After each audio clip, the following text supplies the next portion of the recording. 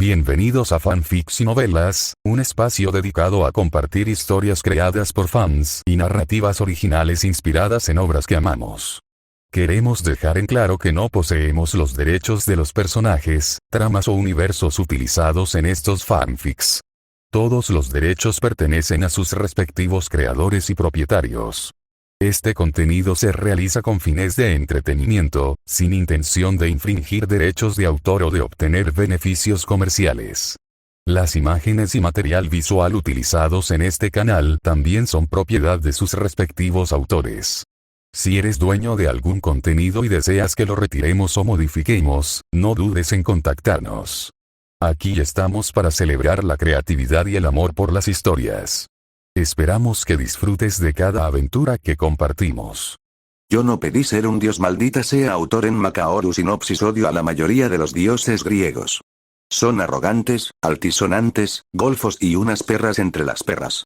Pero por desgracia, no tengo más opción que vivir en la misma época que ellos, y para colmo, como parte de su linaje. No me resigno a esto. Niego este maldito cuerpo, este nombre, este destino, y ser feo. Con un grito al aire, maldije al mundo y a mi linaje mientras miraba mi medio sistema de consolación, listo para proclamar mi objetivo. Oye, Efes, no. Yo, Crow, entiendo que mi cuerpo y mi papel en esta vida tienen limitaciones. Tras una larga vida de penurias, de tener que lidiar con todo lo que me dieron por obligación al nacer, entiendo algo con absoluta certeza. Mientras tenga este cuerpo, este nombre y esta divinidad, estará encadenado a esta mierda. Por eso, desde ahora, rechazo mi divinidad. 16. Walter White en Esparta. Bien, espero que esta sea la buena, murmuré mientras miraba una olla y colocaba los ingredientes. Primero puse el azufre que había conseguido cerca de una de las áreas de la isla volcánica donde vivía, y lo dejé en el fondo de la olla. Luego tomé el carbón vegetal que hice con madera de cerezo, lo molí y lo añadí con cuidado. Finalmente, añadí el salitre molido. Mientras mantenía cierta distancia, me aseguré de conservar una proporción ideal de 1:1:1. Con todos los ingredientes listos, empecé a mezclarlos con sumo cuidado, procurando generar la menor fricción posible durante varios minutos. Una vez estuve seguro de que la mezcla era uniforme, dejé mis herramientas a un lado, me alejé unos pasos, me senté y solté un largo suspiro. Por fin, murmuré, agotado. Este procedimiento podría parecer simple, pero no lo era.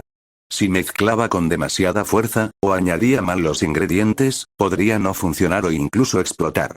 Algo que, por desgracia, ya me había pasado antes. Mientras dudaba o me apresuraba al mezclar, la fricción entre los ingredientes podía prender la mezcla. Eso lo aprendí de la peor forma. Mis primeros intentos terminaron explotándome en la cara por usar demasiada fuerza o por ir demasiado rápido al combinar los ingredientes. Realmente tengo que conseguir a alguien que haga esto por mí, murmuré, agotado, mientras me alejaba de la mezcla y me dirigía a recogerla. Mientras tomaba con cuidado la mezcla y la depositaba en una pequeña bolsita de cuero, dividiéndola en varios paquetes, una idea graciosa me vino a la mente. A la próxima, de hecho, debería conseguir mi Jessie para que sea mi trabajador explotable en caso de que la cague, y ya que estoy de paso podría crear termita o cristales, comenté divertido antes de sonreír. Cómo extraño esa serie, daría una fortuna por volver a verla y escuchar a ese pequeño hijo de perra volver a decir perra entre pensamientos inútiles y variados. Terminé de llenar las bolsitas, me estiré y las observé, considerando una cuestión seria. La de si comerciar con pólvora o mantenerla solo para uso exclusivo. No voy a negar que tenía recursos de sobra para fabricarla. Además, podría venderla a precios exorbitantes, ya que nadie más sabía cómo hacerla. Sin embargo, esto podría generar una gran inestabilidad. Después de todo, mis únicos clientes posibles eran los espartanos.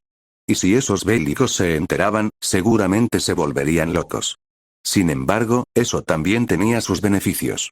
Mientras más locos se volvieran, más pagarían y mayor sería la demanda. Después de todo, vender armas no me hace culpable.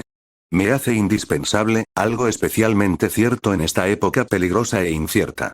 Aún así, tenía mis reservas. No estaba tan loco ni era tan indiferente como para hacer esto sin escrúpulos. Pero, por otro lado, solo les estaría dando algo que ya era suyo por derecho. Después de todo, la pólvora es un eslabón importante en la evolución de la sociedad humana. Y si se las prohibía solo porque iban a hacer cosas malas, entonces estaría negándoles el progreso y la posibilidad de ser independientes. Exactamente como hacen los malditos olímpicos. Suspiré, cansado. Al demonio. De todos modos, se van a enterar tarde o temprano. Si adelanto las cosas, solo haré que todo suceda más rápido. Además, de aquí a que logren crear armas verdaderamente peligrosas, como pistolas, falta mucho. A lo mucho usarán esto para hacer explosivos o, si se ponen creativos, cañones. Y esos, más que armas puramente bélicas, servirían para proteger a sus ciudades de los monstruos y otras amenazas. De hecho, si también los distribuyera en otros lugares, podría generar un entendimiento tácito. Algo parecido a lo que ocurrió en el futuro con las armas nucleares. Pues a pesar de tener el poder para destruir el mundo, irónicamente lo mantuvieron en paz. Nadie quería presionar el botón rojo por miedo. El miedo, que irónicamente a veces es la emoción más sensata en ciertos aspectos. Además, entre dioses locos, seres poderosos y monstruos, ¿qué tanto daño podría hacer la pólvora? Comenté antes de tomar una decisión. No voy a negarlo. Me estaba justificando. Pero entre el daño potencial de la pólvora y el que ya causaban esos dioses caprichosos y monstruos de mierda, el mío era, sin duda, el menor de los males. Un mal que, al menos, podría ayudarlos a defenderse y a prosperar en esta horrible época. Con 11 bolsitas de pólvora listas y todo guardado en su sitio, me dirigí a la puerta. Viajé hacia la otra isla, donde estaban Amon, Orochimaru y Wilson. Los saludé brevemente antes de ir a la tercera puerta, donde yacían un caballo y una carreta. Una carreta que, sinceramente, aún no entiendo cómo logré meter por esa puerta. Asumo que fue cosa de la capa. Bien, muchacho, es hora de hacer negocios, dije mientras me acercaba al caballo y le palmeaba la espalda. Con ese relinchar, supe que estaba de acuerdo. Así que lo até bien a la carreta y subí, no sin antes tomar unos cuantos manojos de flores de lavanda que añadiría a la transacción. Me las habían pedido justo después de que me fui la última vez. Apenas subí, dirigí al caballo hacia la puerta, que al cruzarla me llevó de nuevo al mismo camino de tierra de la vez anterior. Un camino que pronto me llevó al barrio latinoamericano de la Edad Griega, Esparta. Tal como la vez pasada, varios soldados ya me esperaban. Entre ellos, como un pulgar adolorido, destacaba el general Udeus, firme frente a sus compañeros. Es bueno verte, comenté al ver la figura alta y absurdamente musculosa. Lo mismo digo, señor Crow, respondió Udeus antes de escoltarme por Esparta. Ese paseo me permitió, una vez más, apreciar lo caótico que podía llegar a ser este lugar, bueno, caótico entre comillas. Porque, gracias a mi presencia o mejor dicho, a la del séquito de soldados armados hasta los dientes que me escoltaban todo el camino hacia la morada del rey estaba despejado. Un lugar que aún me provocaba pesadillas, porque la última vez había tenido el infortunio de ver al rey en toda su desgracia. Bueno, heme aquí de nuevo, murmuré con cansancio al llegar a la puerta del rey. Una vez allí, me bajé de la carreta y tomé la mercancía del día. Bueno, al menos la pólvora, ya que los demás espartanos incluido Udeus se apresuraron a tomar las flores de lavanda con un entusiasmo desmedido. Algunos incluso las olían con expresiones raras de paz y calma. Al parecer, les habían gustado demasiado estas plantas, tanto que sinceramente parecían casi adorarlas. Parece que les gustó mucho la lavanda, comenté al ver cómo estos soldados, tan rudos, tomaban con tanta calma y cuidado las flores. Bueno, es una flor muy útil y tiene un buen simbolismo, comentó una voz que me erizó la piel. Esa voz pertenecía al rey, quien, para mi infinito alivio, salió de su casa usando al menos una túnica. Lo agradecí enormemente, pues juraba que si veía lo mismo que vi la vez anterior, inventaría la elegía solo para echármela en los ojos. ¿Ya probaron los resultados? Pregunté, algo sorprendido, pues apenas hacía unos días les había entregado el aceite de lavanda. Ya fueron probados, y muchas de sus propiedades fueron confirmadas, respondió el rey con una gran sonrisa en el rostro. Una sonrisa que, por alguna razón, me hizo apretar las nalgas del puro disgusto. Me alegra saberlo, comenté, ocultando mi incomodidad. Luego de eso, y tras un breve silencio, saqué un nuevo producto especial para ellos. Por cierto, deseo comerciar un nuevo producto. La innovación más reciente de mí y de mi gente, dije, mintiendo descaradamente sobre tener gente, ya que solo tenía a un bebé y una serpiente de mi lado. Ante mis palabras, todos los espartanos incluidos los que estaban absortos con las flores de lavanda dirigieron su mirada hacia mí. Yo, ante esas miradas, saqué una pequeña bolsa.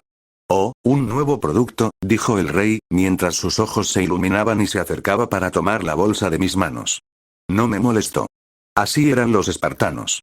Además, si lo tomaban y les gustaba, pagarían por él. Cuando el rey tuvo la bolsa en sus manos, la abrió con cautela. Dentro encontró un polvo extraño que observó detenidamente durante varios segundos, antes de levantar la mirada, buscando una explicación. ¿Alguien tiene fuego? Pregunté mientras tomaba la bolsa de nuevo. ¿Fuego? ¿Fuego? ¿Fuego? Murmuraron varios espartanos, confundidos, hasta que uno se fue corriendo y regresó a toda prisa con una antorcha. La antorcha fue entregada a mí, y me alejé de la multitud. Cuando estuve a una distancia prudente, tomé un pequeño cuchillo y perforé la bolsa. Luego, saqué otra bolsa y, ante la mirada expectante de todos, comencé a trazar una línea de pólvora negra sobre el suelo. Con el camino listo, los miré una vez más antes de sonreír bajo mi máscara. Caballeros, he venido a cambiar el futuro, dije, y solté la antorcha. En el momento en que tocó la pólvora, reaccionó de inmediato. Los espartanos dieron un paso atrás al ver cómo una serpiente de fuego avanzaba velozmente hacia la bolsa. Y cuando llegó, ¡bam! Una gran explosión sacudió el aire y retumbó en los oídos de todos. Algunos se movieron, otros se tensaron, pero no fue para protegerse, fue para proteger al rey. Se pusieron en guardia como si esperaran una amenaza. Normalmente, eso bastaría para iniciar un conflicto. Pero no esta vez. En los ojos del rey no había ira. Ni miedo. Por el contrario, había una llama ardiente, una chispa que se intensificó mientras más observaba el sitio de la explosión. Amigos, les presento la pólvora, dije con tono cortés mientras mantenía una pose casi victoriana. Aunque inútil en esencia, lo hacía para cambiar de carácter, pues lo que estaba a punto de hacer requería mantenerme lo más alejado posible de todo lo olímpico. ¿Y qué más opuesto a los olímpicos y acorde con mi papel que la etiqueta y ciertos modales de esa época? Claro, no comparto sus creencias ni pensamientos. Al igual que en la era griega, la época victoriana también era una mierda. Pero al menos tenían estilo en algunos aspectos. ¿Pólvora? Repitió el rey, extasiado. Sin decir una sola palabra más, el rey ordenó a sus hombres apartarse y se plantó frente a mí, con un brillo feroz en los ojos. Dime el precio o lo que desees. Mientras puedas darnos más pólvora, pagaremos lo que pidas, respondió el rey, ya imaginando todos los usos que aquella sustancia tendría en futuras campañas. Incluso se permitió fantasear con usarla contra las murallas de aquellos sujetos arrogantes y altisonantes. Solo de pensar en volarlos en 1000 pedazos se le encendía el alma. Esta vez el precio será distinto, respondí mientras me acercaba al rey. Deseamos gente que pueda sernos útiles, le mostré entonces lo que buscaba. No eran materiales ni recursos. De eso tenía en exceso por ahora. Lo que necesitaba era algo más raro y complicado. Gente. Gente más o menos confiable que pudiera servirme como mano de obra. ¿Esclavos? Bueno, eso es simple. Solo pon el número y decidiremos los precios, dijo el rey con tono heroico, como si no estuviera comerciando con vidas humanas. No se trata de precios, Su Majestad, respondí, levantando ligeramente el sombrero. Se trata de calidad, aunque me tomaría algo de tiempo, planeaba ver a cada esclavo personalmente. Tras una breve entrevista, pensaba darles una última prueba. Si pasaban, trabajarían para mí. Si no, bueno, les daría la libertad. Al final, en esta época de mierda, la libertad ya es un buen regalo de mi parte hacia esa gente. Si aún podrían volver a ser esclavizados. Pero eso ya no sería mi problema. Yo les daría una segunda oportunidad. Y dudaba que tuvieran una tercera. Su destino quedaría en sus manos, no en las mías ni en las de nadie más. Solo en las suyas. 17. El juicio de un rey. Punto de vista del rey espartano. Un día antes de la llegada del cuervo todo comenzó aquella fatídica noche, mientras el sol brillaba en sus últimos momentos y me preparaba para la dulce noche tras un combate duro y un entrenamiento desgarrador. Mientras me preparaba para ir a mis aposentos, uno de mis hombres entró en mi casa y me informó de un acontecimiento raro y desagradable. Señor, los mensajeros del oráculo tienen noticias, fueron las primeras palabras que sonaron, y las que hicieron que saliera de mi descanso para aventurarme a las zonas más restringidas del dominio de Esparta. Un lugar horrible, habitado por los mensajeros del oráculo. Seres asquerosos, que se mantienen vivos fuera de la muerte por piedad de los dioses. Conservan sus servicios a pesar de que sus cuerpos, podridos desde hace tiempo, ya han dejado de parecer humanos. Aunque la piel y la sangre hace mucho se descompusieron, estos sujetos aún conservan sus deseos. Deseos que han sido llevados al exceso, con tal de poder sentir algo nuevo. Ese mismo anhelo los ha empujado a llevar sus límites más allá de lo abominable, cayendo en una depravación que, gracias al espíritu protector de Esparta, como una leona con sus cachorros, no afecta a los ciudadanos. Algo que no se puede decir de los esclavos abandonados y enemigos de guerra, quienes son entregados a estas abominaciones para satisfacer cada retorcido capricho que su negro corazón pueda concebir. Esto fue lo que presencié. Lo primero que vi al llegar fue su ruinoso templo dorado, lleno de riquezas y lujos capaces de pudrir la mente, al igual que a sus habitantes. Estos, sin el más mínimo decoro, disfrutaban de nada menos que un niño degollado sobre la mesa, como si fuera un cerdo al que le faltaban partes que ellos mismos habían devorado con placer. Mi rey, es una alegría poder verlo, dijo una de las figuras encapuchadas alrededor de la mesa, mientras hacía una señal de saludo y mostraba cómo sus manos, carcomidas hasta los huesos y podridas hasta la médula, rezumaban sangre cálida. Sangre que, sin lugar a dudas, no les pertenecía. No he venido a socializar, mensajero del oráculo, contesté con desdén, sin la más mínima intención de perder el tiempo hablando con estos cerdos. Eso suponía, respondió el mensajero, antes de señalar hacia el interior del templo. El mensaje ya está listo para que lo escuche. Nosotros solo recibimos las noticias, y, por supuesto, cobramos un tributo por ello. Klim. Sin siquiera mirarlo, arrojé una bolsa repleta de monedas de oro al suelo. El mensajero, sin una pizca de orgullo ni dignidad, se inclinó y comenzó a lamer el oro del piso como una bestia saboreando un manjar. Un espectáculo repulsivo que me provocó un profundo disgusto. Por suerte, no tuve que seguir viéndolo. Caminé con pasos decididos hacia el templo, rumbo a la cámara más profunda, donde yacía el oráculo. Allí encontré a la mujer. Estaba apenas vestida, sucia y completamente ida. Sus ojos ya no tenían vida. Y era normal. Incluso yo, con todo mi entrenamiento, sabía que no podría soportar el destino que ella cargaba. Mucho menos sabiendo que este era causado por sus propios padres. Porque los que la habían destruido no eran otros que sus propios progenitores. Eligieron a una mujer desgraciada, la embarazaron a la fuerza, y tras dar a luz fue asesinada, dejando a la niña con un destino peor que la muerte: suplir a su madre para satisfacer a las bestias que se hacían llamar sus padres. Oráculo, dije con algo en los ojos. No era rabia.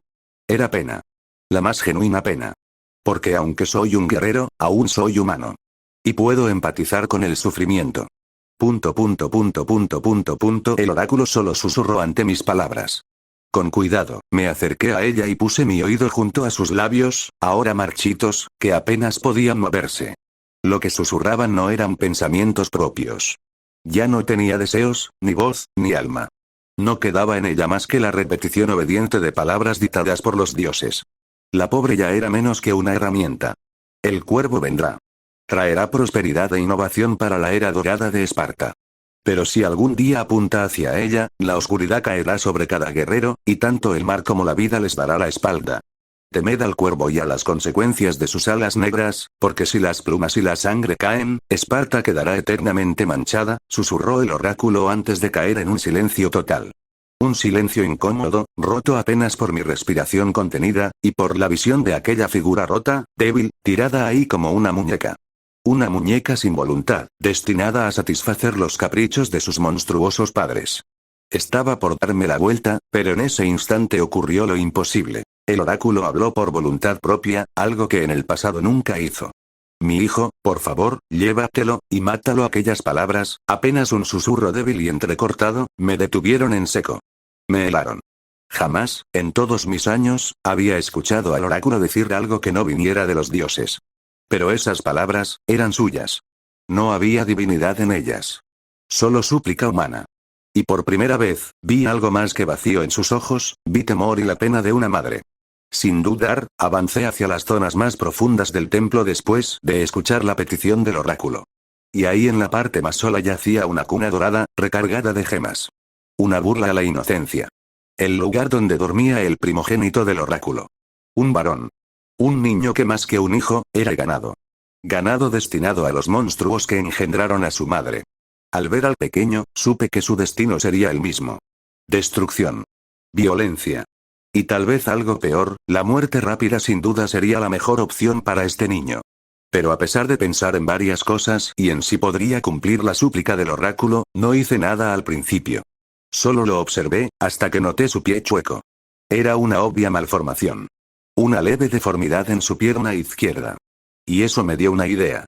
Una idea que, en lugar de matarlo, me permitía darle un final más humano, mientras evitaba todo conflicto con esas bestias. Porque aunque deseaba romper toda relación con ellos, sabía que aún eran necesarias. Expósito, susurré mientras tomaba al niño en brazos y salía del templo. Lo llevé hasta el gran salón, donde las bestias notaron mi presencia, y la del niño que sostenía entre mis manos. Oh, parece que encontraste a nuestro pequeño, comentó uno de los mensajeros del oráculo, complacido. Ponlo en la mesa. Aún nos faltaba algo de sazón, y parece que nos diste la idea de cómo arreglarlo. Ante ese comentario, varios de los mensajeros que aún comían a un infante se levantaron. Empezaron a lucir emocionados, expectantes, mientras aguardaban que yo les entregara al bebé.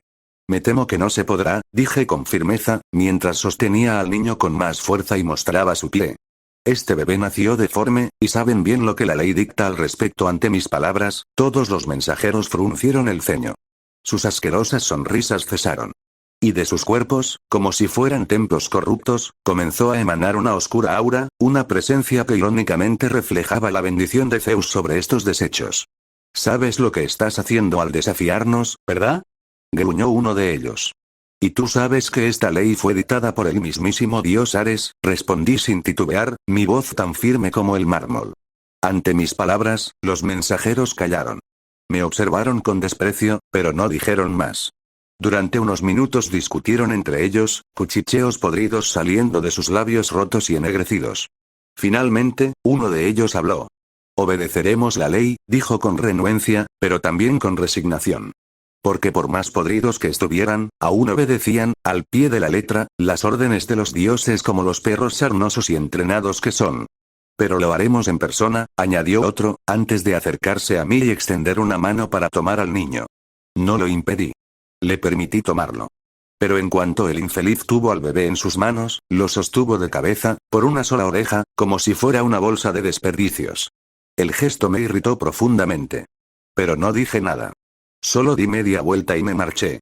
Porque aunque ese bebé estaba condenado a morir, yo había hecho mi parte. Había cumplido la petición del oráculo. Le había dado al niño una muerte más misericordiosa, que la que le esperaba a manos de sus padres y abuelos. Durante toda la noche, el rey permaneció despierto, dándole vueltas a la profecía del oráculo. Y con ella, también pensaba en cómo debía afrontar la llegada del cuervo. No temía una batalla. La guerra era su pan de cada día. Pero debía pensar en Esparta. No podía arriesgarla por una pelea sin sentido. Durante ese largo rato de reflexión, consideró muchos planes. Y entre ellos, pensó en cómo evitar la codicia, la vanidad o cualquier otro defecto humano que pudiera provocar al visitante. Pensó en los dioses, en cómo lidiar con ellos, y en cómo lidiar con alguien que, según el oráculo, traería innovación y prosperidad, pero también una amenaza tan grande como la misma oscuridad. Tras muchas cavilaciones, tomó una decisión: proyectar una imagen de decadencia como prueba. Si el cuervo era un hedonista más, entonces se sentiría complacido. Si no, entonces se apartaría con disgusto, tal vez incluso se alejaría de Esparta por voluntad propia. Esa sería la mejor opción. Mantener distancia a través del rechazo. Si lo desagradable lo alejaba, bien. Y si no, al menos complacerían al enemigo lo suficiente como para no despertar su ira. La profecía era ambigua, exigía varias condiciones, y hasta que no lo viera en persona, el rey no obtendría respuestas. Por ello, era mejor causar una primera impresión terrible que una buena impresión que se volviera peligrosa más adelante. Tras tomar esa decisión, el rey llamó a sus compañeros más leales. Juntos montaron una puesta en escena ligera pero efectiva. Bastaría para dar la impresión de un reino hundido en la decadencia. Y cuando la hora llegó al día siguiente, él ya estaba en el papel. Señor, un individuo con máscara extraña y ropas poco comunes ha llegado a verlo, informó uno de sus hombres más confiables. Perfecto. Tráelo ante mí, respondió el rey mientras se ponía de pie, su voz firme pese al asco que le causaba la actuación. Entendido, mi rey, respondió el guerrero antes de salir corriendo. Tras su salida, el rey se quedó en su lugar, entrando en la mentalidad de su papel y en cómo debía actuar. Plop. Plop. Y en cuanto escuchó los pasos del que podría ser el cuervo, el rey respiró hondo. Se preparó mentalmente. Adoptó la postura, la actitud, la mirada de alguien quebrado por los placeres, por el tiempo, por la podredumbre moral. Le disgustaba, sí, pero tenía ejemplos claros de qué imitar. Solo debía pensar en los mensajeros del oráculo. En esos cerdos. Y convertirse, por unas horas, en uno de ellos. Clan. Con un sonido seco, las puertas se abrieron, y apareció una figura pequeña ante sus ojos. Una figura que lo hizo sentirse incómodo por dentro. Porque el cuervo que había estado esperando, el ser por el cual se había comprometido a asumir ese papel desagradable, no era, ni por asomo, la figura imponente que imaginaba. El cuervo era, un niño. Un niño de cabello forjado por el fuego y ropas extrañas, ajenas a todo lo que conocía. Vestía un abrigo de plumas negras que parecía beber la luz, un sombrero con una pluma igualmente oscura y, como broche final, una máscara icónica en forma de cuervo que solo dejaba al descubierto dos ojos. Ojos rojos como la sangre, y brillantes como rubíes. Cuando entró, el ambiente se tornó incómodo, y el rey quiso maldecirse por la reputación innecesaria que había adoptado. Sin embargo, esa sensación cambió en el instante en que el pequeño cuervo avanzó hacia el centro de la sala. Cuando estuvo frente a él, sintió algo que le entumeció el cuero cabelludo. Sintió como la protección del dios de la guerra, que siempre había sentido sobre su cuerpo, se desvanecía. Y lo más inquietante. Percibió una amenaza sorda, casi asfixiante, emanando de aquella figura pequeña. Una amenaza que le hizo sudar más de lo que ya estaba y que lo incomodaba profundamente. Por un instante, la imagen del niño desapareció. Ante sus ojos apareció una figura enorme, con un pico afilado, observándolo fijamente. Una presencia como la muerte misma. Algo que no tenía sentido, pues Hades no debería tener mensajeros así. Sin embargo, su cuerpo le decía lo contrario. Su experiencia en innumerables batallas le había dado una intuición muy aguda frente a la muerte. Y si antes sentía que caminaba cerca de ella, al mirar a esa pequeña figura, el rey supo que la muerte, anteriormente distante, se le acercaba. Y le ofrecía la mano. No para llevárselo. La muerte lo estaba invitando a bailar. 18. Un vistazo a lo desconocido. La muerte estaba frente a mí, y me ofrecía la mano para bailar. Sin duda, era una situación desesperada. Por suerte, años de batallas y derramamientos de sangre me habían preparado para esto. Durante mi charla con el cuervo dejé de verlo como un niño y me concentré en lo que realmente era. Discutimos sobre varios comercios y múltiples negociaciones. Permanecí sentado la mayor parte del tiempo. No porque me avergonzara mi desnudez, sino porque mis piernas estaban inestables. Algo impensable, incluso para mí, y que me provocó una inmensa vergüenza, pues sentía que mi cuerpo estaba en conflicto con mi mente, como si se rebelara. Noté algo similar en mis compañeros, e incluso en mi general, quien ya comenzaba a sudar. Algo inconcebible, ya que ese hombre era capaz de luchar durante horas sin descanso y sin derramar una sola gota. Pero ahora, el simple hecho de estar de pie, o de sostenerse como lo hacían los otros hombres, parecía casi asfixiante. Incluso vi como algunos de ellos estaban a punto de desfallecer a medida que las negociaciones continuaban. Sin embargo, gracias a un milagro, o tal vez a un favor del destino, la figura que nos había traído tanta opresión nos ofreció un respiro disfrazado de producto negociable. Aceite de lavanda. Algo tan pequeño e insignificante, que trajo consigo cambios asombrosos. Una simple botella bastó para traer paz a la sala. El olor, apenas se destapó el frasco, llenó el ambiente. El miedo, como una plaga que nos impedía incluso respirar adecuadamente, se desvaneció como la nieve al sol. No solo eso, también aclaró nuestras mentes nubladas y nos trajo un sentimiento poco común. Era como si alguien hubiera embotellado la calma misma. Eso convertía a este producto no solo en algo indispensable para nosotros, sino en algo extremadamente deseable. Y ese deseo solo creció cuando el cuervo nos habló más sobre las propiedades del aceite. Era, sin duda, algo milagroso. Además de calmar la mente, como había demostrado, también podía curar y prevenir plagas. Al final de las negociaciones con el cuervo, todos permanecimos en nuestros lugares, agotados.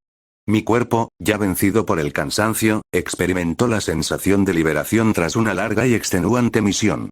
No exagero al decir que quería caer en ese mismo momento. Pero no podía. Nunca podría. Porque eso sería debilidad. Y como rey, eso era lo último que debía mostrar, y como espartano el miedo era la otra cosa. Tráeme el aceite de lavanda, ordené, exhausto, mientras aún mantenía mi mente trabajando. Ante mis órdenes, mis fieles hombres me trajeron el frasco. Una vez lo tuve en mis manos, destapé el corcho y dejé que el aroma ascendiera hasta mi nariz. Sentirlo fue, sin duda, una experiencia agradable. Al igual que antes, calmó mis nervios y me relajó. Pero no era como esas sustancias débiles que la gente frágil usaba para evadir su miseria. No, esto era diferente. A pesar de relajarme, mi mente estaba más clara y despierta que nunca. Me permitía soltar un suspiro por toda la tensión acumulada durante el día y, al mismo tiempo, analizar con detenimiento a la figura que me había causado tanta incomodidad. Sin duda, era alguien con quien se podía negociar con facilidad, pero cuyos beneficios debían ser puestos a prueba. Un barco cargado de promesas, pero que aún requería ser inspeccionado a fondo para conocer su verdadero valor.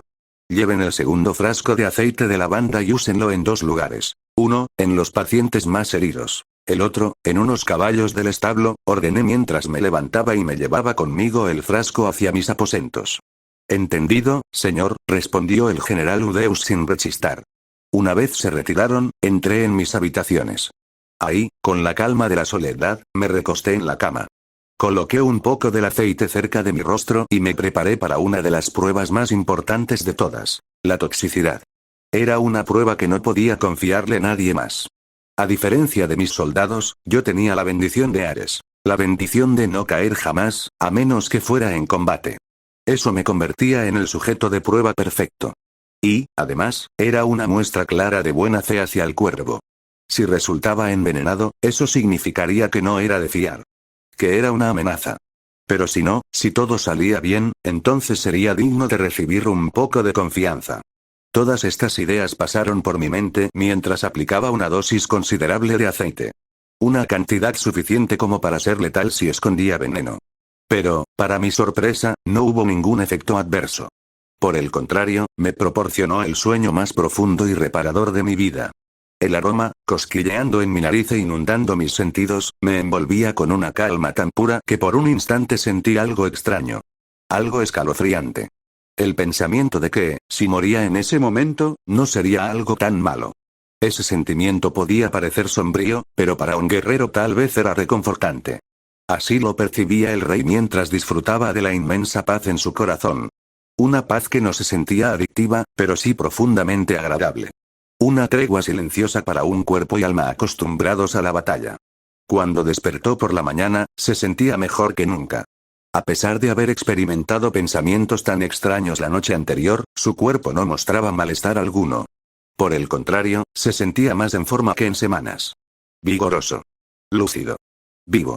Al reunirse con sus hombres, preguntó por los resultados del aceite. Y las respuestas fueron, para su sorpresa, sumamente prometedoras. Los pacientes heridos en combate mostraron mejoras leves pero notables. Quienes sufrían de inflamaciones reportaron menos dolor, y en algunos casos, la hinchazón había disminuido de forma visible. Incluso aquellos en estados más críticos, si bien no habían sanado, se encontraban de mejor humor, con expresiones más serenas. Uno de ellos, atravesado por una lanza en el estómago, partió con una débil sonrisa en los labios. Como si sus últimos momentos hubieran dejado de ser un tormento, y se hubieran transformado en un dulce sueño tras una agotadora jornada de entrenamiento. Los caballos también mostraron efectos positivos. El número de pulgas y parásitos disminuyó notablemente, y sus estados de ánimo se volvieron más dóciles, más tranquilos. Ya no relinchaban con nerviosismo ni lanzaban patadas al aire. Estaban calmados. Y todo, por unas gotas de aceite. El resultado era casi milagroso. Algo que solo aumentaba mi curiosidad sobre la supuesta flor de la cual provenía. La próxima vez que el cuervo venga, tengo que conseguir más aceite, y, sobre todo, las semillas de esta tal lavanda, murmuré mientras observaba la botella casi vacía. Ese pensamiento me acompañó durante todo el día. Aunque aún me mantenía alerta respecto al cuervo, ya no lo veía con la misma sospecha. De forma casi contradictoria, esperaba con cierto entusiasmo su próxima visita. Y como si los dioses hubieran escuchado ese deseo, apenas un día después de tener esos pensamientos, el cuervo volvió. Mis hombres, atentos a sus movimientos, reportaron su avistamiento, y sin perder tiempo acudí a su llegada. Y al igual que la última vez, apenas lo vi, ese sentimiento desesperado me invadió. Pero esta vez fue distinto. La vez anterior, pude sentir cómo la bendición del dios de la guerra se debilitaba. Esta vez, no pude sentirla en absoluto. Como si no existiera. Mientras el pánico empezaba a escalar en mi pecho, un aroma familiar me acarició la nariz. Era el aceite que había aplicado sobre mi cuerpo, con la esperanza de resistir la coerción de aquella figura. Pero esta vez, más que calmarme, pareció disolver mis pensamientos, abrirlos, y dejarme ver cosas que nunca antes había visto. Como si mis ojos se abrieran por primera vez. Y entre esas cosas, vi al cuervo. Cuando lo miré directamente, el mundo pareció detenerse. En ese instante, volví a sentir el aroma de lavanda, y sin saber cómo, ya no estaba en Esparta. Estaba en un campo repleto de flores moradas, extendiéndose más allá de donde alcanzaba la vista. En medio del campo, solitario, se alzaba un trono destruido y ennegrecido. Y sobre él, una figura informe, de contornos vagos yacía ahí, lo único reconocible era una larga cabellera y una silueta vagamente humana. ¿Qué es esto?, murmuré, atónito. Pero no hubo respuesta. Solo una infinita extensión de flores, y figuras.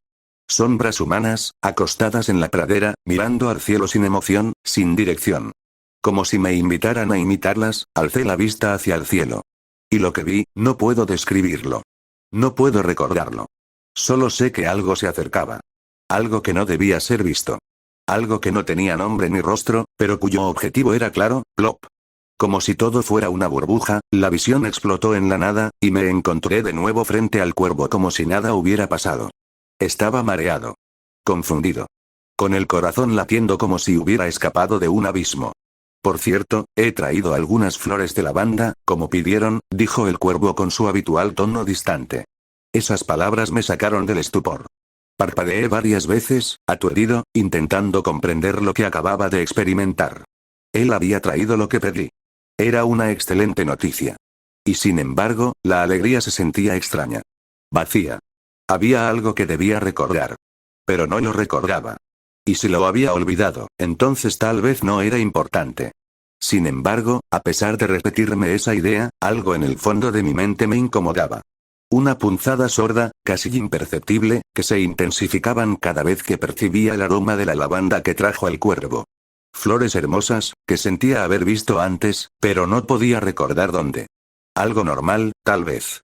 Soy un guerrero, y durante mis campañas he visto muchas tierras y especies. No era raro olvidar una flor. Pero aún así, me molestaba. En medio de esos pensamientos, las negociaciones con el cuervo continuaron, hasta llegar a un punto especialmente interesante. Uno marcado por un nuevo producto que deseaba ofrecerme. Un producto del cual, sinceramente, tenía grandes expectativas. El cuervo sacó una bolsa. Al verla, la tomé con curiosidad, y tal vez con un poco de emoción. Fue entonces cuando me percaté de algo extraño. Ya no sentía la misma presión que en su primera visita. Era como si la sensación de muerte se hubiera suavizado, o, tal vez, como si hubiera sido solo mi imaginación, algo extraño que a pesar de no tener sentido parecía algo lógico, como si fuera la única verdad. Con cautela, abrí la bolsa.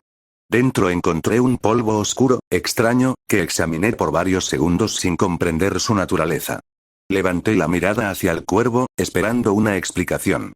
¿Alguien tiene fuego?, preguntó él, con su voz inmutable, mientras tomaba nuevamente la bolsa de mis manos. ¿Fuego?, repetí, desconcertado. ¿Fuego?, repitieron algunos de mis hombres, igual de perplejos. Finalmente, uno de ellos salió corriendo y regresó con una antorcha encendida, que entregó al cuervo. Apenas la tuvo, el visitante se alejó del grupo. Cuando estuvo a una distancia prudente, sacó un pequeño cuchillo y perforó una esquina de la bolsa. Luego, con otra similar en la otra mano, comenzó a trazar una línea del polvo negro sobre el suelo, como si dibujara un sendero serpenteante. Con el trazo completo, el cuervo se giró hacia nosotros. Sus ojos rojos se clavaron en los míos, y pronunció una frase que jamás olvidaría. «Caballeros, he venido a cambiar el futuro», y soltó la antorcha. El fuego cayó con un leve chasquido y, apenas tocó el polvo, este respondió. Una serpiente ígnea rugió sobre el suelo, avanzando con furia hacia la bolsa. Y entonces, ¡bam! Una explosión desgarró el aire. El estruendo retumbó en nuestros oídos, el suelo tembló, y el humo se alzó en espirales caóticas. Algunos hombres se movieron con rapidez, otros tensaron sus cuerpos, no por miedo, sino por instinto. Formaron una barrera alrededor mío, listos para protegerme. Pero no hubo ataque. No hubo amenazas. Solo fuego, y una revelación. Porque yo, más que nadie, entendí de inmediato lo que había visto. Como guerrero, como sobreviviente de innumerables guerras, sabía que ese polvo negro podía cambiarlo todo. No era una exageración. Esa sustancia tenía el potencial de redefinir el arte de la guerra. Y si ese poder estaba a punto de entrar al mundo, entonces Esparta debía ser la primera en entenderlo. Debía aprender a dominarlo, a forjarlo, a aplicarlo. Porque una nación militar no puede darse el lujo de ignorar el futuro. El futuro, ya había comenzado. Y él se encargaría de que estuvieran en la vanguardia. 19. Moldeador del alma. No se trata de precios, Su Majestad, respondí, levantando ligeramente el sombrero. Se trata de calidad. Ante estas palabras, todos los espartanos se mostraron confundidos, en especial el rey, lo cual era comprensible si no explicaba de inmediato. En pocas palabras, deseo ver personalmente a todos los posibles esclavos antes de comprarlos, expliqué claramente, dejando de lado el tono críptico. Entiendo, contestó el rey, pensativo. Pero aún así debéis poner un ejemplo o una característica a seguir. Eso facilitará la selección. Al escuchar esto, medité un rato sus palabras. Sin duda, era una excelente forma de filtro, pero debía escoger bien mis palabras.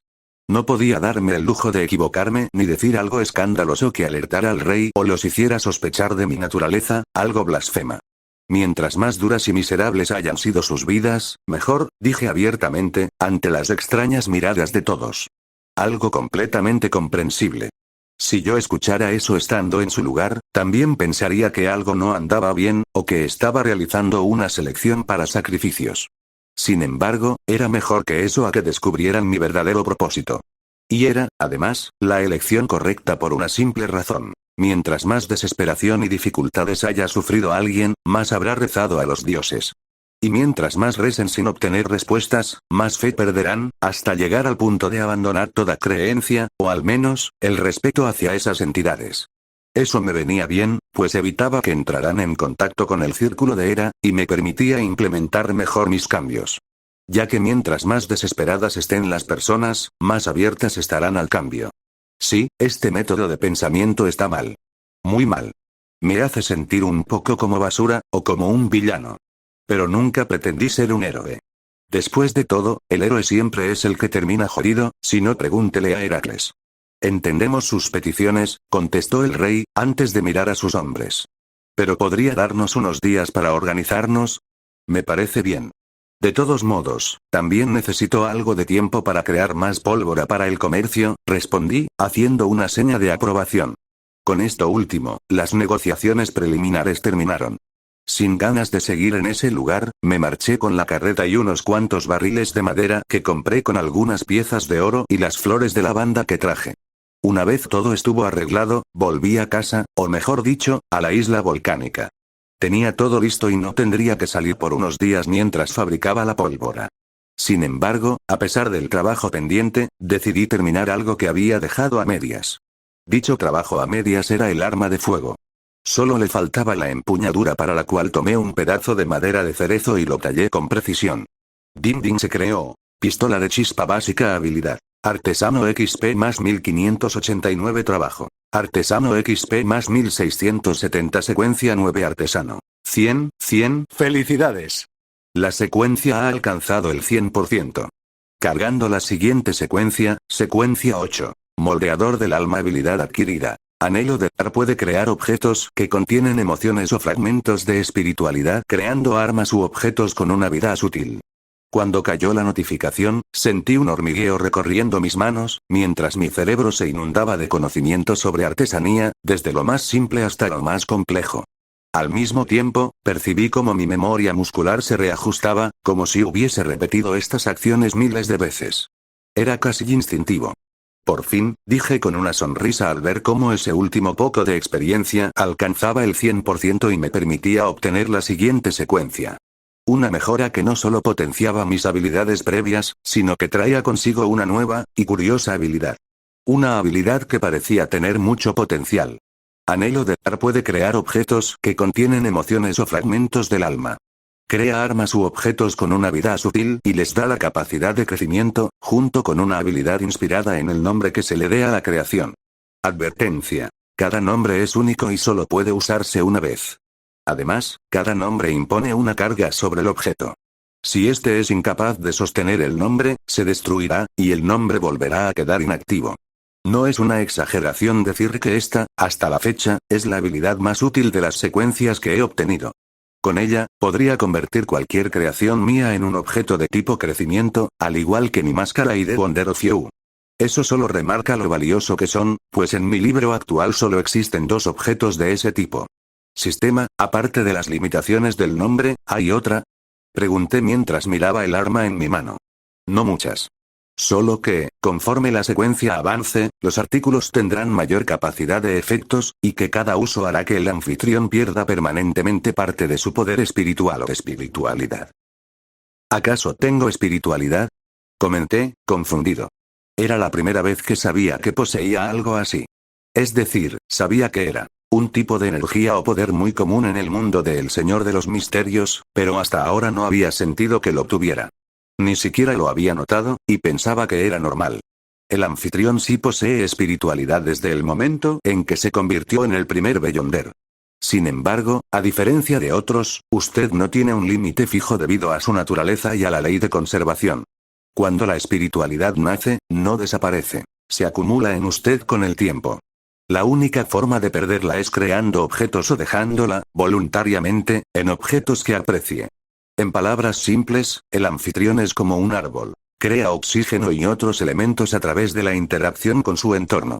En pocas palabras, tengo la capacidad de ser una máquina perpetua de espiritualidad, comenté secamente. No. Hay un límite, y ese límite es su secuencia. A mayor secuencia, mayor espiritualidad puede albergar. Bueno, no está mal, admitió antes de ir al punto más importante. Por cierto, ¿para qué puedo usarla? En la novela El Señor de los Misterios, la espiritualidad era bastante útil y tenía múltiples usos, la mayoría relacionados con el plano espiritual. Algo que no creo que exista en este mundo. Actualmente, para nada más que las habilidades del anfitrión, y para inspirar a otros, y a usted mismo. La única forma de aprovecharla realmente es ascender a una secuencia superior y crear un plano espiritual o múltiples usos para la espiritualidad a través de su secuencia elevada. En pocas palabras, es inútil para mi yo actual, dije, perdiendo todo el entusiasmo que tenía. Bueno, casi, ya que al menos me permitirá mejorar el equipo que poseo. Mientras decía esto, miré mi primera arma. Era tosca, poco elegante, pero era la primera, así que sería una pena darle un nombre demasiado bajo. Sin embargo, sería peor ponerle un nombre demasiado alto y no poder sostener el gasto, o que el arma explotara. ¿Por qué no le pones un nombre clásico en vez de apuntar tan alto? ¿Un nombre clásico, eh? Pensé, mientras observaba el arma. Varias ideas pasaron por mi mente, nombres divergentes, conceptos heredados. Y entre todas, la que más me llamó la atención no era necesariamente un nombre de arma, sino un término muy usado en el mundo de las armas de fuego. ¿De Adelle?, dije con diversión. SHHHHH, como si respondiera al nombre, la pistola de chispa en mi mano comenzó a brillar. Su forma, algo torpe, empezó a volverse más estética. Y sobre todo, un ojo tachado apareció dibujado en la carcasa metálica. De Adelle arma rango 3, equipo mejorable habilidad especial. De Adelle a ciertas distancias, cada disparo dará en el objetivo. Si este no supera la velocidad de una bala común, el disparo siempre impactará en el punto fatal del blanco. Lindo, dije mientras sonreía bajo mi máscara, antes de pensar si debería crear un sombrero de vaquero. Aunque ahora que lo pienso, esto sería más acorde si fuera un revólver. Guardé silencio durante un rato antes de dejar esa idea de lado. De todas formas, era un arma de un solo disparo, por lo que sería mejor enfocarse en asegurar la máxima tasa de aciertos. Eso y que no quería comenzar a pensar mal de mi creación, una creación bastante útil en esta etapa. Como recordatorio, el arma aún necesita munición, pólvora y recargar para funcionar. Lo sé, ¿en serio creías que sería tan tonto como para olvidar eso? Dije frustrado, al sentir que el sistema había insultado mi coeficiente intelectual. Solo es un recordatorio amistoso, pues hay muchos ejemplos de personas que olvidan esto solo porque el arma tiene una habilidad especial. Olvídalo, no pienso discutir, comenté sin ganas de pensar demasiado en eso. Después de todo, tenía mucho trabajo que hacer. Dicho trabajo era crear grandes cantidades de pólvora, ya que la necesitaría dentro de unos días para el comercio con los espartanos. Algo que, en sí, no era tan complicado. La pólvora negra no es precisamente lo más difícil de fabricar. Solo hacía falta mezclar los elementos adecuados con cuidado. Elementos que, por suerte, tenía en exceso. Tenía salitre gracias al comercio con los espartanos, carbón vegetal que podía obtener simplemente quemando madera, y por último, aunque no menos importante, el polvo de azufre. Este último sí podría darme algunos problemas para recolectar, pero no demasiados. Después de todo, vivía literalmente en una isla volcánica, y el azufre era uno de mis recursos más abundantes y fáciles de explotar. Con todo esto y con el tiempo contado, dediqué todo mi esfuerzo en fabricar pólvora. Un proceso que, sinceramente, perdía su novedad tras las primeras 5 veces, ya que lo único que debía hacer era quemar leña, moler el carbón, luego el salitre, buscar algo de azufre, molerlo hasta convertirlo en polvo, y luego integrarlo con cuidado en cantidades moderadas. Porque, aunque ya tenía práctica, aún debía trabajar con precaución. Algo que se hizo evidente cuando, en medio de una mezcla, una chispa, causada por el calor, la fricción o el sol, encendió la preparación que estaba revolviendo constantemente. Sinceramente, me dolió. Pero me dolió más perder esa pólvora, ya que cada preparación toma cierto tiempo y es una tarea aburrida y tediosa. Tediosa al extremo, ya que también hay que poner algo de concentración en mezclar y hacerlo con la mejor calidad posible. Algo que valoraba, pues desde que había comenzado a tratar con la idea de comerciar con las cosas que creaba, siempre tenía en mente la calidad por encima de todo. Tal vez suene raro o irónico, pero nacía de mi deseo de ofrecer algo que estuviera a la altura, y de una especie de orgullo. El de que todo lo que yo hiciera debía cumplir con los máximos estándares que pudiera alcanzar. No hubo necesidad de decir que, gracias a esto, solo pude terminar un barril en todo un día de constante y largo esfuerzo. Algo que habría sido incluso más agotador si mi secuencia no hubiera pasado de la 9ª a la 8ª. Juro que, cuando consiga a mis empleados, lo primero que les enseñaré, o al menos lo que les dejaré hacer con cierta seguridad, será crear esta cosa, dije, agobiado, mientras dejaba un barril al lado de mi carro y me iba hacia la playa, donde ya había alguien esperándome. Dicho alguien era Tetis, quien, junto a Orochimaru y Wilson, vigilaba a Amon, que dormía profundamente en su cuna. Parece que llegué a tiempo, comenté alegre al ver a Tetis, Wilson, Orochimaru y Amon tras un largo día de trabajo. Un día como los muchos que estaban por venir, ya que, antes de contactar con los espartanos y comenzar el comercio, Crow quería tener al menos 5 barriles. 5 barriles que cambiaría, en el peor de los casos, por 5 individuos, y en el mejor, por 10. Lo que Crow no sabía era que sus cálculos estaban muy mal. Porque un producto tan raro y casi imposible de conseguir tenía un valor muchísimo más alto que solo 2 esclavos por barril. Y la razón de este malentendido era que, aunque pudiera parecer que subestimaba mucho el valor de una vida humana, la verdad era aún más cruda. En la antigüedad, las vidas esclavas eran terriblemente baratas en comparación con un producto único e innovador como la pólvora. Algo que solo se volvía más disparejo debido al tipo de personas que Crow había elegido. Porque las personas despegadas de la vida, a menudo eran las menos populares y más repudiadas por diversas creencias o estigmas. Esto causaba que su precio bajara aún más, y que más que esclavos, fueran considerados desechos humanos. Como una basura que no te decides a tirar porque puede traerte algún beneficio mínimo, o simplemente porque, a ojos de sus dueños, deshacerse de ellos requería más esfuerzo que conservarlos. 20. El primer capitalista calculó que con este tendría la mitad de uno, comenté mientras ponía la pólvora en un barril. Especialmente el cuarto. Con este cargamento listo solo me faltaría uno más y podría completar la negociación con los espartanos, algo que ya agradecería, pues el trabajo en este tipo de cosas, aparte de dar pocos puntos en mi profesión, también requería una carga. Una carga que solo aumentaba con cada barril, ya que constantemente tenía que encontrar nuevos depósitos de azufre, quemar madera y usar el salitre que ya había empezado a acabarse, y eso que compré grandes cantidades la última vez. De todos modos, aún faltan 2 días para la negociación, comenté mientras me estiraba. Tras un rápido estiramiento decidí tomarme un merecido descanso. Un descanso que solo consistía en sentarse en la playa, disfrutar del mar y leer el libro de creaciones. Un libro que no parecía tener fin y siempre añadía cosas nuevas, pero a la vez desconocidas. Usualmente lo veía para inspirarme o marcar mi siguiente proyecto, pero en estos momentos no tenía nada urgente. Tenía un tiempo de silencio en la constante innovación, pero a la vez, algo de tristeza, ya que me había estancado un poco. Tal vez esto cambiaría con la llegada de mis trabajadores. Después de todo, con ellos aquí podría obtener más materiales, incluso podría llegar a enseñarles para que hicieran los suyos, algo que, a pesar de emocionarme, aún estaba lejos. Ahora que lo pienso, creo que debería cambiar un poco esto, pensé mientras miraba la playa y la isla desierta. Una isla sin rastro de humanos o civilización. Algo que corregiría. Pero la pregunta era, si hacía esto, ¿en qué estilo lo haría? Esta pregunta, repentina pero interesante, me hizo replantearme muchas cosas, como el estilo de mis futuros trabajos y lo que intentaba hacer. Esto también me llevaba a plantearme la arquitectura de mis futuros edificios. Porque no siempre podría vivir en una cueva volcánica, ni mucho menos mis ayudantes. También debía construir mi nuevo taller y otros edificios que sirvieran de base, refugio y más.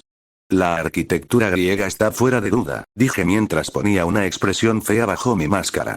No negaré que la arquitectura griega era hermosa y súper llamativa, pero si quisiera eso, podría ir a una ciudad famosa y pasearme.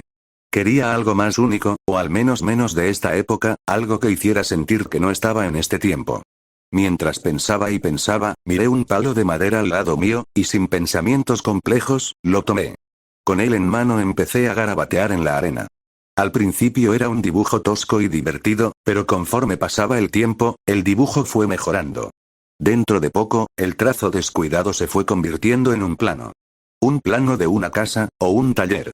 Dicho taller venía de mis memorias. El sueño del cazador, uno de mis paisajes favoritos en los videojuegos. Sin embargo, también sería algo complicado de hacer. Pero sería interesante. Además, es fácil de construir en comparación con los templos o ciudades de esta época. De hecho, este tipo de estética iría bien con la tecnología de vapor, algo que pensaba implementar. Mientras más pensaba, más caprichoso me hacía, y más me divertía fantasear. Una fantasía que lentamente se volvía mi objetivo. Dicho objetivo era crear una ciudad. No solo una ciudad normal, una auténtica ciudad estilo steampunk. Una ciudad que, sin duda, sería un aire fresco en esta época y, más importante aún, mostraría mi amor por este estilo y género. Después de todo, es mi fantasía. Y como una vez alguien dijo, si quieres soñar, hay que hacerlo en grande. Está decidido, dije en voz alta mientras sostenía un palo. Yo voy a traer la era steampunk a este mundo. Mientras declaraba esto, levanté el palo al cielo y sonreí con diversión. Lastimosamente, no sabía que esto me traería problemas más adelante. Bueno, problemas que no sabría si recibir con una sonrisa o con ganas de llorar. Entre pensamientos de cómo debería traer la era steampunk y las cosas necesarias para mis futuros empleados, completé los 5 barriles que necesitaba para la negociación, más uno extra para comida y demás. Esto me llevó un día, pero aún estaba a tiempo. Por lo que, tras subir los barriles al carro, di la orden a mi fiel caballo para que avanzara a través de la puerta hacia la pradera y el camino familiar. Una vez llegué al punto acordado, me encontré con la sorpresa de que Udeuz ya me estaba esperando a pocos metros. Algo que me decía que habían descubierto el lugar en donde puse la puerta, lo cual no era descabellado tratándose de una nación militar. Hola, Udeuz. Es un placer verte de nuevo, dije con genuina alegría, ya que prefería 1000 veces estar con el taciturno Udeuz que con el pervertido rey. Me halaga su valoración, señor Crow, expresó Udeuz sin muchas fluctuaciones. Por cierto, ¿ya está todo listo? Pregunté, sabiendo que si no tomaba la iniciativa, Udeuz no seguiría adelante.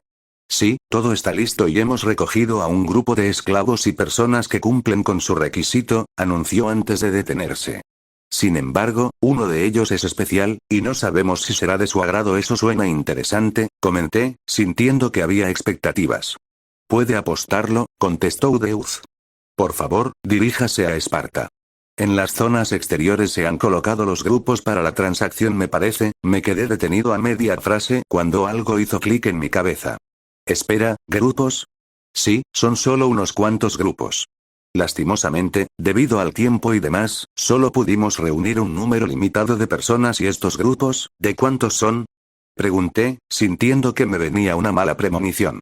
Una premonición que se confirmó en cuanto llegué a Esparta, pues en las zonas estériles, rodeadas de tropas armadas, no había ni 6 ni 10 personas, había decenas enteras. Tantas que, sinceramente, el verlas me mareaba. Udeuz, ¿cuántas personas trajeron? Pregunté, sintiendo cómo se me entumecía el cuero cabelludo. Bueno, por 5 barriles le ofrecemos 50. Sería más si hubiéramos tenido más tiempo, pues sus requisitos fueron bastante específicos.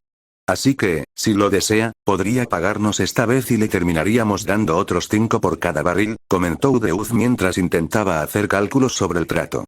Al escuchar tal cantidad, casi me caigo de bruces. Y no era para menos.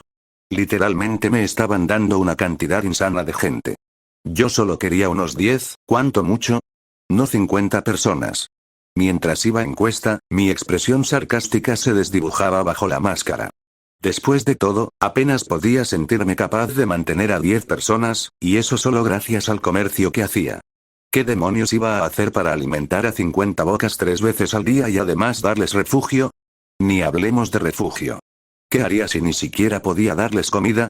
Podía pedir ayuda a Tetis o a Orochimaru en el peor de los casos, pero ese no era el camino que quería tomar. Después de todo, no podía depender de ellas para siempre. Y mientras más rápido pudiera volverme autosuficiente, más podría hacer no solo por mí, sino también por ellas, en vez de convertirme en una carga. Conforme más nos acercábamos al grupo, más pensaba. Se me ocurrían varias soluciones, como usar el barril extra para comida, pero aún así no creía poder cubrir todo de forma adecuada. Y sería una pérdida a largo plazo, porque para mantener a esa cantidad de personas no solo hacía falta comida. También necesitaba materiales, más comida, medicamentos, o al menos lo que pudiera conseguir por ahora. Y tenía que hacerlo rápido. Con 50 personas, o más, necesitaba tener todo cubierto de manera eficiente y segura, y sobre todo, que generara beneficios. Porque para eso conseguía empleados y ayudantes esta vez. Para crear una base autosustentable, no una deuda constante. Mientras estábamos a punto de llegar, intenté pensar como alguien del futuro, o algo así. Hasta que opté por pensar en modo capitalista puro. No negaré que eso me hizo sentir algo sucio, pero sorprendentemente, cuando lo hice, varias ideas rentables aparecieron. Entre ellas, había una que sinceramente me parecía la mejor, o algo así. Plop plop con el sonido del galope pronto estuvimos frente al grupo de esclavos o parias. Eran lo que esperaba. Muchos estaban harapientos, otros se veían demacrados, y entre ellos me sorprendió ver un buen par con la mirada de las 1000 millas. De entre todos, el que más me llamó la atención fue un hombre mayor que permanecía encadenado. A pesar de lucir cansado y sin espíritu, tenía un aura fría a su alrededor. Un aura que se intensificó al verme. Por alguna razón, no me hizo sentir miedo ni amenaza. Más bien, percibí algo en ella. Tal vez familiaridad. O algo similar, como reconocer a alguien con quien podrías empatizar. Curioso, ya que él también pareció sentir lo mismo por la expresión extraña que mostró al verme. Udeuz, dije sin apartar la mirada del hombre encadenado. Me los llevo a todos, pero antes de hacer esto quisiera negociar algo con tu rey, ¿entendió?, respondió Udeuz. Sin romper el contacto visual, le comuniqué mis planes a Udeuz, quien, con su típico andar serio, dio órdenes a los soldados para que descargaran los barriles. Todos excepto uno, el sexto, que no tocó, pues no era parte del trato original. Señor, por favor, sígame al lugar de siempre, informó Udeuz mientras comenzaba a guiarme junto con varios soldados por un recorrido familiar. Los esclavos permanecieron allí, inmóviles, como si no tuvieran derecho a objetar absolutamente nada. Aquella sumisión parecía volverlos aún más demacrados, aún más apagados desde que me vieron. Todos, excepto uno. Aquel hombre seguía observándome, sin parpadear, sin bajar la mirada como lo hacían los demás. Mientras, por fin, dejaba de mirarlo por un momento. Conforme pasábamos por las algo caóticas y ordenadas calles de Esparta, reflexionaba más sobre mis decisiones, y mientras lo hacía, más convencido me sentía. Después de todo, era una idea conveniente, efectiva, y hasta podía proyectar la ilusión de confianza entre ambas partes, aunque el control siguiera estando en mis manos.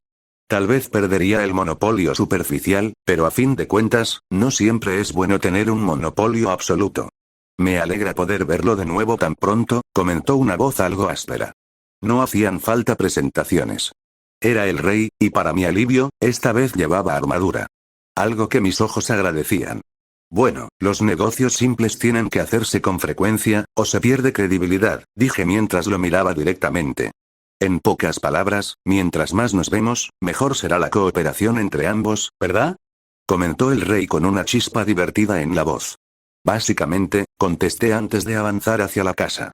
El rey caminó a mi lado. ¿Quiere algo de tomar?, preguntó mientras entrábamos a la sala y se sentaba en la mesa de siempre. No, esto será algo rápido, respondí mientras tomaba mi lugar al otro extremo de la larga mesa. Bueno, entonces yo tomaré algo de agua, dijo el rey, haciendo una seña a uno de sus soldados para que trajera un vaso. Una vez sentados y sin mayor ceremonia, lo miré tomar agua, y sin rodeos, solté la bomba. ¿Le gustaría aprender a hacer pólvora? MHSSSSS. El sonido del vaso cayendo y el agua derramándose apenas acompañaron la expresión del rey, congelado en su lugar como si no hubiera entendido, o como si simplemente no pudiera procesar lo que acababa de decir. ¿Está hablando en serio, señor Crow? Preguntó finalmente, saliendo de su estupor. Nunca bromeo con negocios, afirmé sin apartar la mirada. Sí, estaba a punto de revelar el secreto de la pólvora. Algo que parecería estúpido para muchos, una jugada suicida comparable con matar a la gallina de los huevos de oro. Pero en realidad, solo estaba convirtiendo esa gallina en una propiedad. El capitalismo tiene muchas caras, complejas y molestas. Pero hay una que sobresale más que ninguna: el comercio libre. Y eso es lo que planeaba aplicar. Hasta ahora, la pólvora era un bien único, casi mágico, pues solo yo podía fabricarla. Pero si enseñaba a los espartanos, y a futuros clientes, a fabricarla, se convertiría en un bien alcanzable. Un bien con alta demanda. Y yo, podía volverme su principal proveedor de la materia más escasa y valiosa. El azufre.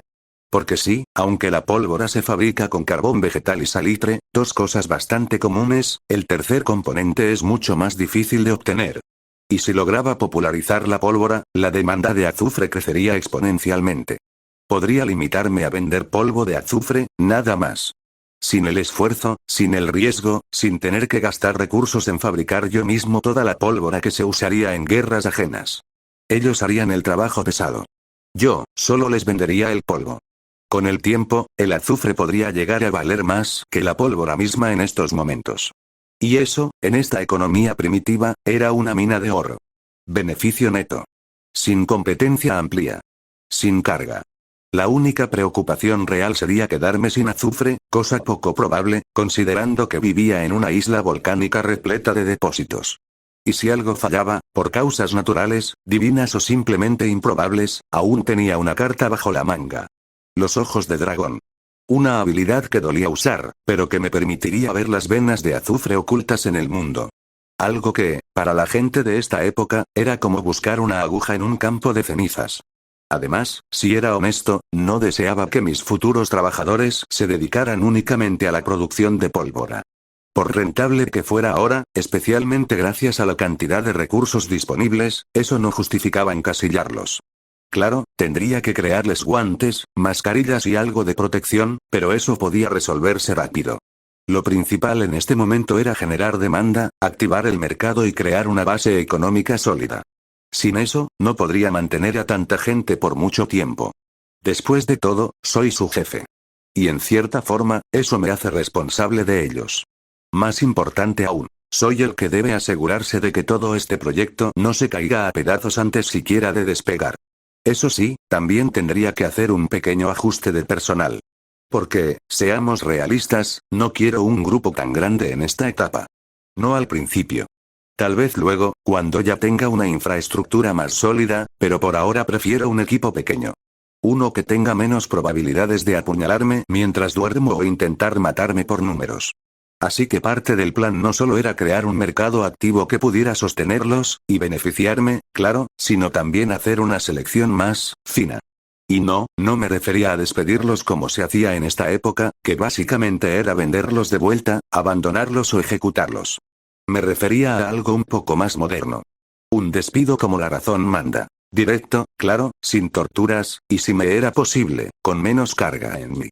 Algo que, sinceramente, no hacía por bondad, sino por mi conciencia.